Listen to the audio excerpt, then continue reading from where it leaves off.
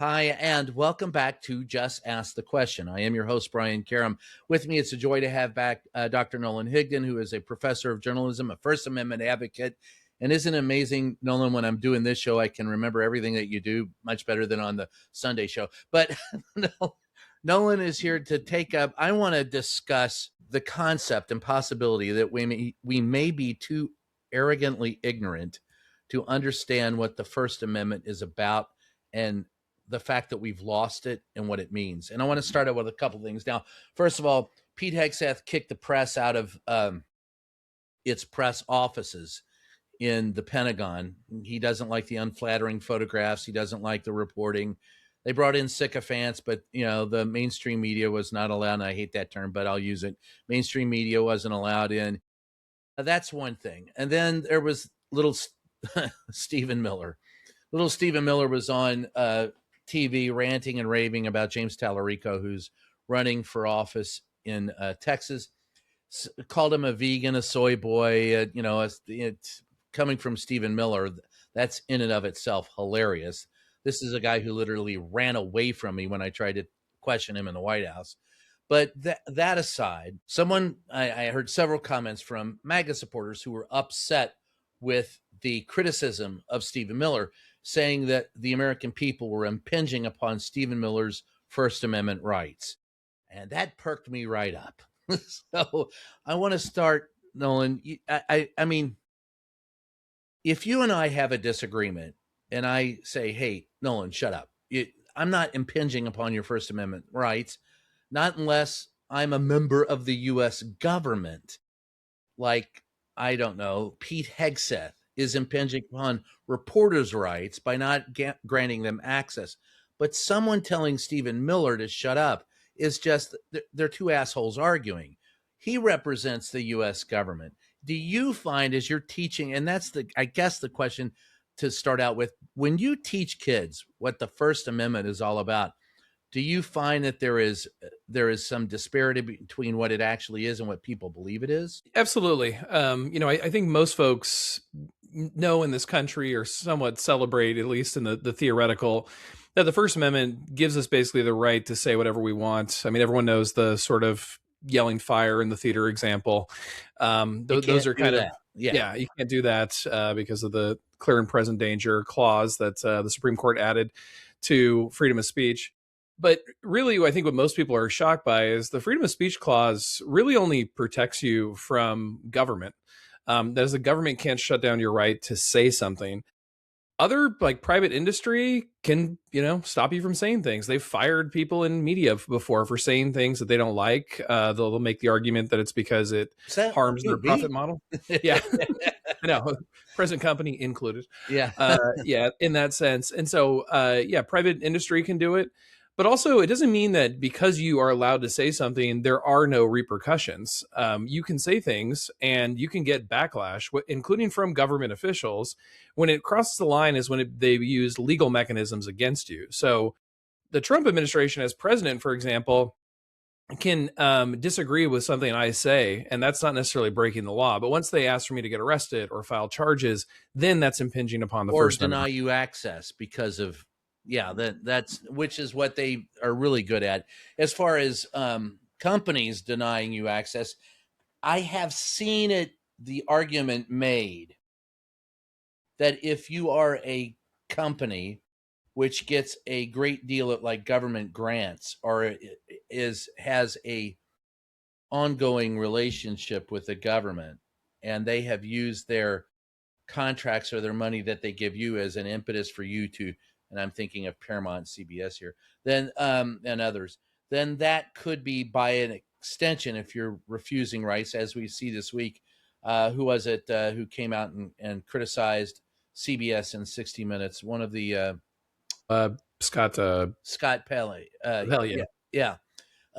Criticizing that that could be a First Amendment violation by extension if the government is, but you're absolutely right. Now, and that's but it's a hard argument to make too, unfortunately. And Can I add to Yeah. that? So we refer to that as censorship by proxy Yep. because the First Amendment only protects us from government censorship. What about when government leverages something against private industry to censor content? And this most recently came up in the Supreme Court just a couple of years ago with social media companies who were, being pressured by both Yes. administrations, Trump, Biden, to censor content. And the court actually ruled that that does not violate First Amendment when the government, what I would argue, collaborates with these social media companies to censor speech. Of course, I'm not surprised by that.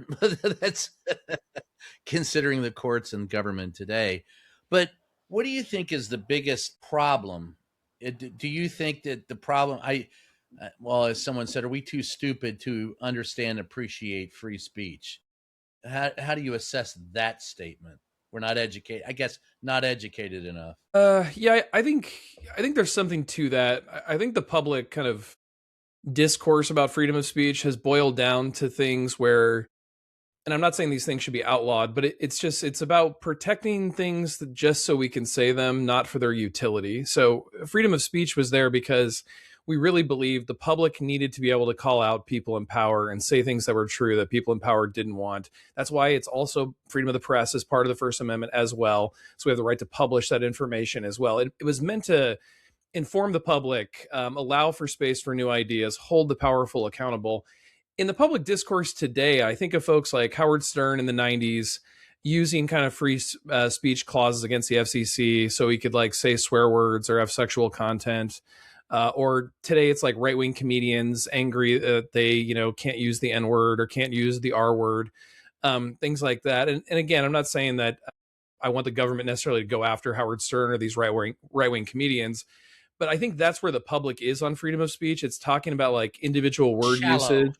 Yeah, very shallow would be the shallow. right word. Yeah, Yeah. it's a very shallow understanding. I mean, all right. Before we go further, I'll just read the First Amendment. We can, you know, so people.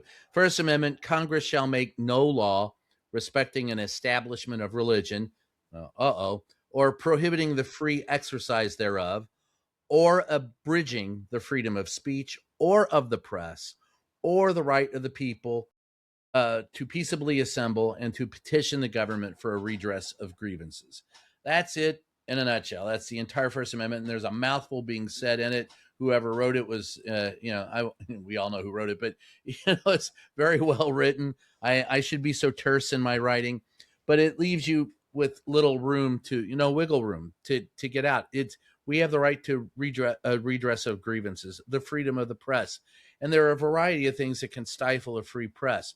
But this is the government's interference in our speech, which Stephen Miller is a member of. So when he says shut up, that is a violation of free speech. If he tries to squelch your speech, if he not only tells you to shut up, he can say, hey, Brian, shut the fuck up. And I don't have to. And if I keep going, it's not a violation of my free speech. He's just being an asshole. But if he throws me out or takes away my press pass or has me fired or, demands that I be beheaded or, throttled incessantly, then that is a violation of free speech. So I think that's the important thing. It's the private versus public aspect of it.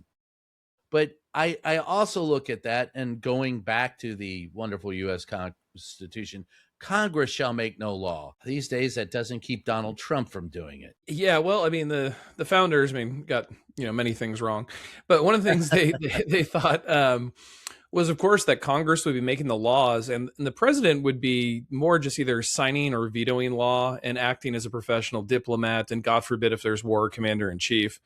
The presidency being as powerful and complex as it is now, the executive branch, I should say, that was really not something that the founders foresaw. I think they certainly didn't foresee that Congress, with 400 plus members, 435 members, would be giving power over to the executive branch. I mean, right now there's like way more congressmen than there are a president. They could easily use their power. That's just something they didn't foresee. And so I think right now, and this has been true since the waning days of the Bush administration, presidents rely on executive orders, and then it's up to Congress to respond. And typically, if your party's in power, they don't respond. And so it becomes the law of the land. Well, all right. So individuals can express their ideas and beliefs. You can hate me. You can't act on the hate. And at the same time, the government can be criticized, but they cannot use censorship to keep you from criticizing them. So all of that aside, and we also have the right to peaceably assemble.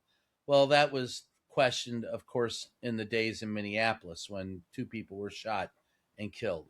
Um, Frightening in and of itself. Do you think that, all right, let's go down the people can demand changes from their government? Petition. We haven't been able to do that. We can't peaceably assemble anymore. The press is anything but free. Individuals can say what they want, but especially if you're anywhere near Donnie, it better be in fealty to him. And finally, they cannot establish a national religion from the establishment cause or interfere with the free practice of religion. Yet we're doing this. These are the 5 core freedoms of the First Amendment. Do you see any of them really standing today? Honestly. No, I see them all weakened in very scary ways. But I have to say, I've spent a lot of time in my career blaming government, blaming corporations. But really, the strength of all of these is within the people. It's can Yes. you stand up for the right of someone you disagree with to say something you don't like, publish something you don't like, assemble for something you don't like, hold a religion you don't like. That's what it's dependent on. I mean, if we're divided over those things, then those in power, of course, are going to exploit it. But it really is rooted in us not standing up for each other. So give me an idea of what you're talking about. Put it in specifics. Sure, like when when there's public, like a press outlet publishes something negative about the Trump administration, standing up for the press's right to do that rather than support Donald Trump and suing them. That's the problem. It's those kinds of divisions that are the problem. And look, just to be fair to MAGA supporters, this was the same during the Obama years. Obama had a war on whistleblowers. Obama was historically Yes. trying to plug holes and keep the press out. And liberals just looked the other way. They were happy to complain about Bush and later on Trump, but they stayed silent during the Obama years when some on the right were complaining. That's the problem. Well, the one difference I will say about that is that when Obama tried to kick Fox out of the briefing, we did stand up for them. That's true. There was that, but to your point, yes, and I see many so-called one of the things that frustrates me the most. I find most disconcerting are people on Substack and YouTube and the independent. Here's my eye, closing as I try to keep the stroke from coming. But it's those who claim to support free speech as long as it's free speech they support on both sides of the aisle. And I see that. You? Same boat. I mean, that's the great problem with this like hyper partisanship we have. Disagreements over policy is as American as apple pie. We should have that and maintain it. But that necessitates having all the voices at the table. And you've got to be able to support everyone and their right to say these things, no matter how crazy you think they are, how wrong you think they are. Once we start getting this is the analogy I always use, which is okay. So yeah, we all have a list of speech we wish would disappear. But then the question is, who do you want to empower to filter that speech? Who do you trust? I don't trust anybody but myself, and hopefully everybody else says the same thing. So why give anybody that control? Governments, corporations, or others? We should support everyone's ability to share their speech. So when you talk about the free speech that we should share and should support, and we talk about the problems that we have inside this current administration, how do you tell the left that there is much a problem as the right? Usually to thunderous boos, but like I just experienced recently, actually in Berkeley. But well, it's it's the age old issue where people conveniently like to start the story in 2025 or 2016, and I'm always of the mind like, look, the Donald Trump years, it's the coming to fruition of where we were heading. He's not some magician who created this environment. He exploited the environment we created for him.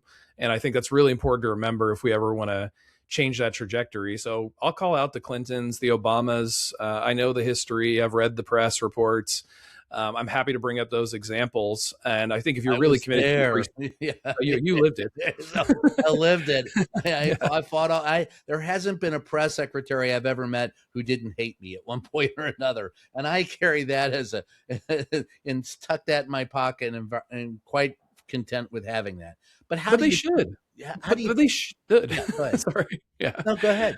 I was going to say, well, they should. That's the other thing too. Is like when Biden took back over. I remember there was all this like press lauding of Jen Psaki, like how professional she is and how nice. I'm like, she's the chief propagandist for the Biden administration. She is your enemy. You guys need to be hammering her with questions. You need to make her uncomfortable. That lauding relationship between too many White Houses and the press is really a problem. And I think like it's good that folks like you have I had pissed those her off speeches. too. Yeah, I know.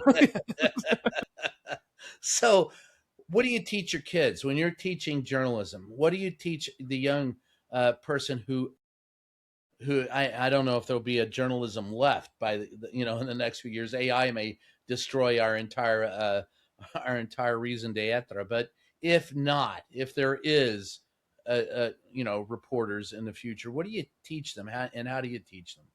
Well, I'm skeptical about AI. We can come back to that. But Yeah, let's come back. yeah, I'm skeptical of it too, but uh, no, but I mean, one of the things I think is important to remember, and I think this is more important the older you are, is just how much you need to explain to young people how abnormal this period is, particularly for things like free speech and the press. Um, everyone knows the stories about the economic changes within the press, but you also need to remind them there was a time period when people did trust the media, when a lot of these people in media were sort of rightfully kind of held up as heroes. They spoke truth to power. They weren't always seen as like these kind of hyper partisan establishment elites, which wrongly or rightly, that's often how they're treated. Also need to point out the value in journalism. I always remind students, you get what you pay for. If you want free journalism, you're going to get the type of journalism that's free. And a lot of, you're not going to get that in-depth reporting. So it's, I And think we it's know what important quality is because relate that to the dollar store. You go into the dollar store versus Tiffany's. What are you getting, folks? exactly. So, But I think, I also think there is a lot of opportunity. I think independent creators have pushed the establishment media to cover some things. Obviously the Epstein files, something I've brought up a lot. I think that came from a lot of independent type reporting. I think Joe Biden's cognitive abilities, that was something the independent press was pushing pretty hard. But I also point out that we're sort of recreating the old problem, which is the same way that legacy journalism got monopolized from the 1980s on forward. New media is all on a handful of platforms. And if you think they're ever going to allow independent journalists who threaten their profit model to continue on the platform, you're smoking hell dope. no. Yeah. Hell no. They're just another 4 or 5 companies that own everything. And they figured out a way to provide that service even cheaper. So that's it. You all pitch in and do it yourself. Well, I need an editor. I need ads. I need that because all right. So that's my big argument about independent media is that journalism is a collaborative effort. It's a team effort. If I'm the reporter, I'm out in the field. I have to answer to an editor. There's a copy editor, a city editor. If you're print, if you're on television, you've got a newsroom director, you've got a producer, you've got a photographer, you've got other than the news director and executive producer, there's always, and someone's getting the picture. Someone's going, "Hey, Brian, we need to go over there and get that guy. I was talking to him. You need to interview him." I mean, but when you're by yourself, I don't know that you're free to exercise your free speech. But I always think that unless you have an editor, and I mean, if you're putting together video, if you're not, the mechanical editor, but a boss who sits on your shoulder, well, if it's radio, television, or print, someone to review your copy and say, all right, where did you get that fact? That spelling is wrong. Where did you do what? This is your opinion. Let's take it out. Defend this fact. Where'd you get it? Etc. Unless you've got someone doing that, then it's just someone really spouting their opinion. To me, is that? Yeah, that's what sells on the internet is who has the hot take. I mean, that's what everyone's looking for, is the hot take versus like the facts, or holding the powerful accountable. But this is, gets back to, I think, the kind of national problem. We've taken our eye off the democracy ball. I'm no fan of the Cold War, but in the Cold War, we really touted with somewhat pride that we were a democracy as an alternative to other systems around the world. Now we don't do that. If we really had our eye on the ball with democracy, we'd be finding ways to fund the press. And we know it's dying economically. And that's not just, bad for the jobs that are lost and those sorts of things. It's bad for democracy. I mean, this is not a debatable point. Scholars have noted for centuries. It's a pillar of democracy. You have to have a free and vibrant press. And if we were a country that took it seriously, I think we would be looking for funding models to rescue and maintain a press, versus right now what we're trying to do, which is just kind of recreate a cosplay version of it in a lot of contexts. Do you think, well, I have my own ideas about, but how do you think you can fund a free press? Well, I think one thing is you need competing models. So everyone's looking for the right model. I think you need competing models as well as competing outlets. So I think, public, private, nonprofit, university connected, like all those going at once vibrantly against each other are good. I think the competition needs to be with each other. I think they need to want to embarrass each other, not by getting scoops, but proving each other wrong. I think that incentivizes to get things right. I think there needs to be more accountability in the industry as well. Some people who've maintained jobs for some of these like cataclysmic errors in reporting, the whole industry suffers from it. And then so even if you didn't they'll can other people like that. Yeah, exactly. Yeah, for God forbid you say the wrong thing. But one of the things I like, and this came from Robert McChesney, he talked about the government giving everybody democracy dollars, and they could choose which news outlet to donate those to. They would come from your IRS tax returns, be a part of that. You choose a news outlet. That bastard stole my idea. It's in my book. It's yeah, tax incentives to I call it tax incentives to media companies, but yes, and you can discern where you want to spend them.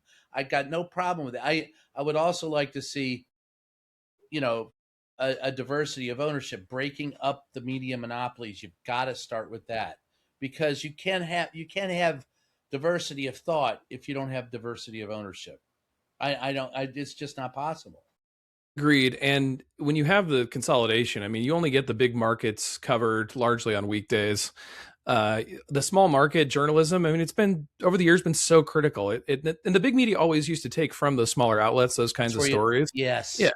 That's where the national stories came from. Oh, look at this story here in the Poughkeepsie, grocery. And then you go over here, oh, look, Ames, Iowa, their local newspaper had the same thing. And then you start putting it together. When chlorpyrifos was being investigated by the government, the wasp spray that, it kills bugs dead. Yeah, and they also kill people. And we all have some of it in us, and it's related to Cyclone B gas. Wonder where that came from. So, all of that was local news first. Like people being gassed in the one that I picked up was the one being gassed in Missouri courtroom. 28 people came down with chemical lupus because of, the wasp spray. And then we started doing our research and found out it was everywhere. It was all over the United States. That's where most major stories start, including climate change and everything. And we have big news deserts today where there are no local journalists at all. But so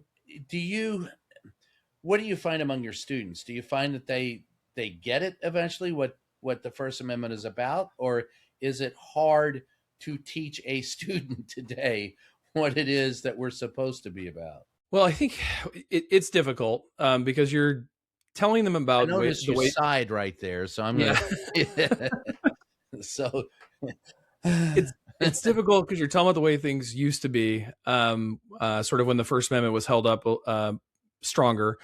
But you're also dealing with a pre-digital world when you're talking about a lot of those things. And this gets back to our conversation about government versus private. So much of their communication, or the communication they think would be associated with First Amendment rights in terms of speaking out politically or controversially, happens in these online spaces. And so social media confuses young people because it calls it like the public square, but the public doesn't own the square. It's owned by private companies. Yeah. The community doesn't set the guidelines. They set the guidelines, but they call them community guidelines, all those kinds of things. So it's kind of disentangling from them from this idea that big tech has sold them, that they're like free and connected and they have access to more information than ever. It's like, no, you don't. You're playing in the rich oligarch's backyard, and that freedom of speech is something that doesn't exist in that environment. They dictate the freedom of speech, and the government threats as much. Sorry. Are they surprised when they hear it? Do they not believe it? I'm usually, pretty much one of the darker classes they take for the first couple of weeks. But we also talk about, kind of like you were mentioning with democracy dollars or breaking up monopolies. We also talk about solutions, action they can take, and to look at kind of the rhetoric of big tech versus the reality. Like, social media is not social, smart devices aren't smart, artificial intelligence isn't intelligent.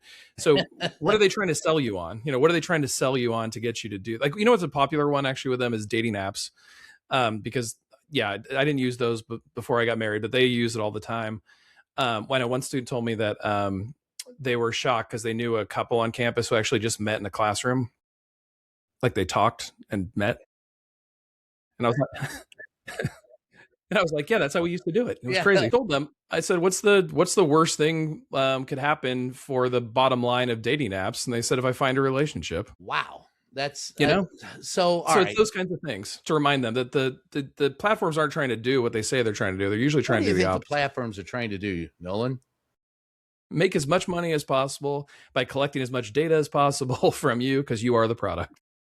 There you go. That's I couldn't have said it better myself. We're buying and selling each other, and they're making the money off of it. Part of the problem with press too. I mean, when I go back to, if you want to go back to the founding of the republic, remember each candidate would have their own press. Not too different from now, but except they weren't, continent wide. They weren't from coast to coast and weren't oligarchs. They were, the flyers, and you'd hand them out in the street. But the thing that I do remember, that's how, Andrew Jackson got attacked by his opponents. He was called, his wife was a whore, and et cetera, so on. So none of that we hear today is new to us, but it resonates more because it keeps resonating within your own informational silo. There are people who just don't get out of their own personal silo. How do you break that? Yeah, so that is one of the big differences. So there's always that, like you mentioned, that hyper partisanship and preaching to the choir, but there was so much press, even in your local community. Sure, you'd have the two newspapers that were local, but you'd also be getting national press, and editors did a much better job of bringing in opinion writers who purposely had viewpoints you didn't get in the paper. That was the point of opinion editorials, was to give you outside views. Today, that's one of I think the toughest lessons that to teach, is that you're in an information bubble. You're in an echo chamber. The algorithm gives you the stuff that keeps you on your screen. It confirms your bias. It plays to hate. It plays to fear. And a character of the other side that you hate. You've never actually met these people.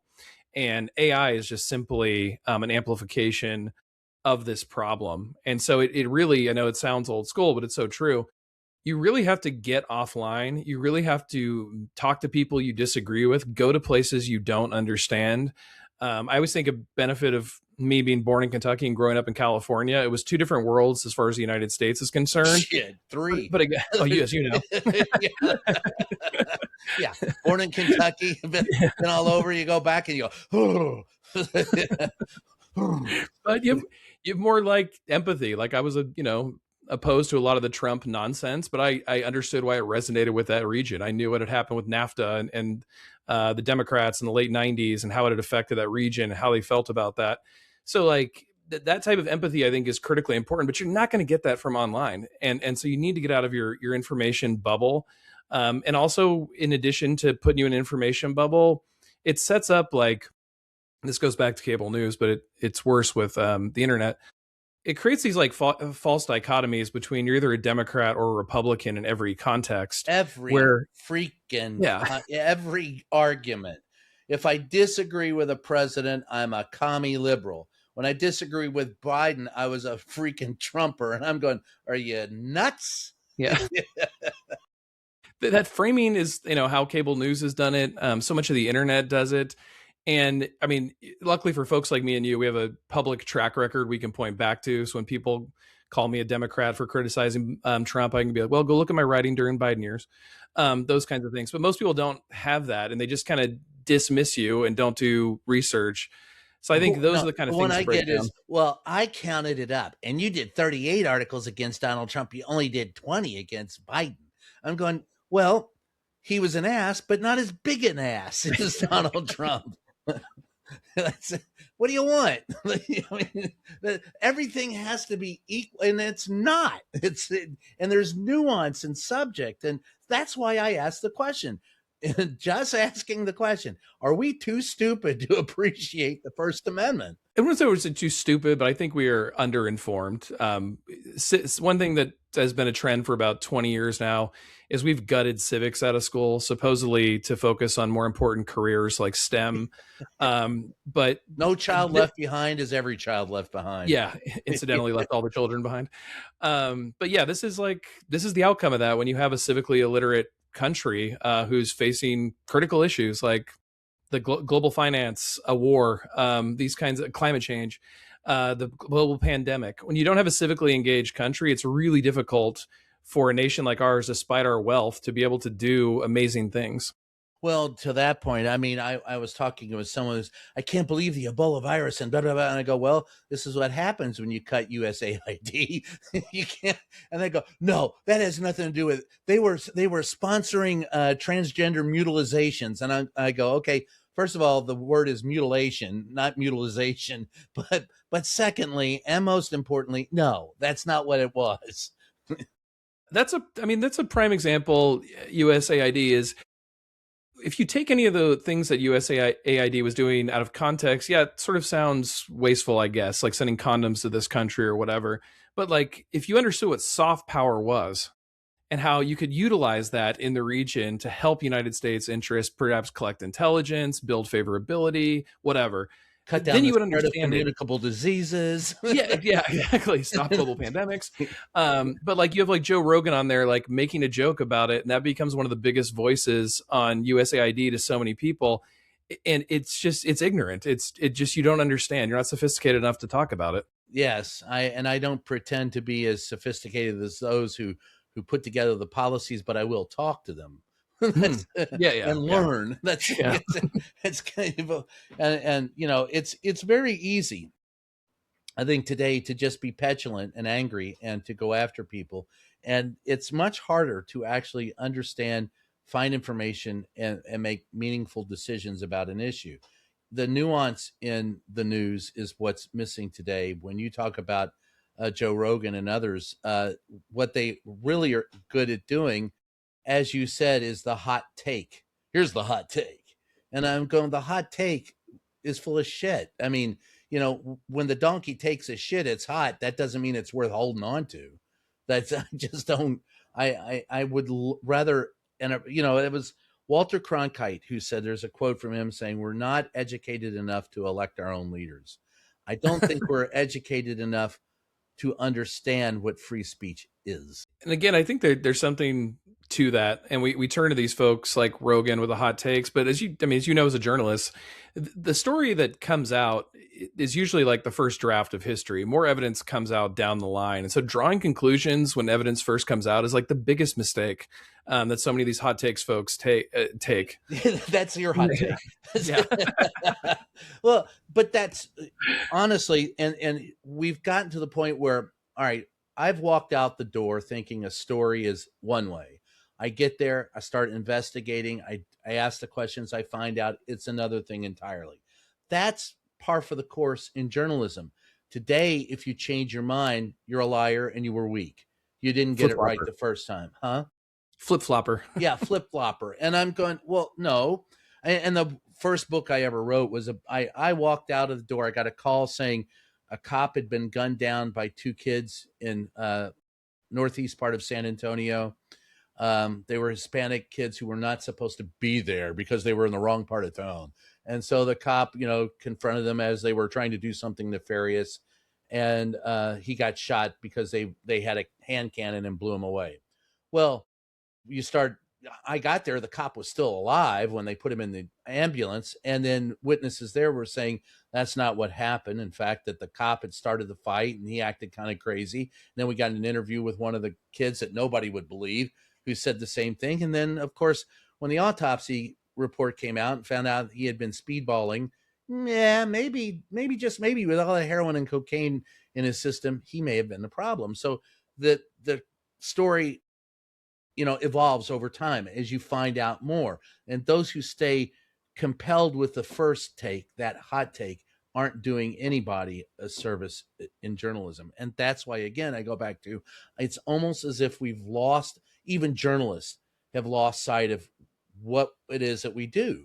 I mean, you end up in the press briefing room shouting Donnie's praises. That's not your job, nor shouting Biden's praises or anybody else's. Like I said, I often piss everybody off, and I don't mind it. That's kind of the job. But I just wonder I'll leave it with this with you, the final thing. What do you think the first step should be to teaching people the essence of free speech and how we should respect it? I think the biggest thing is to change the way we communicate. I think the way we communicate in the 21st century is largely digital communications. They're managed and controlled and shaped by these platforms.